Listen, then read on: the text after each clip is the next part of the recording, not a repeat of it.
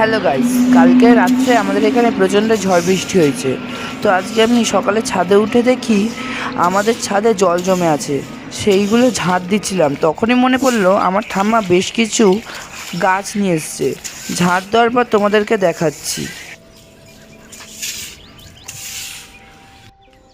দেওয়া হয়ে গেছে, এবার দেখো এখানে বেশ কিছু জবা গাছ নিয়ে এসছে। জবা গাছগুলোর পার পিস 40 টাকা করে নিয়েছে। নিয়ে আসার সময় সব গাছের ফুলগুলো ঝরে গেছে। নতুন করে ফুল হলে তোমাদেরকে আমি দেখাবো। আর আমিও আজকে স্কুল থেকে ফেরার সময় 3টে গাছ কিনেছি। এই জবাটা কিনেছি, এইটার দামও 40 টাকা।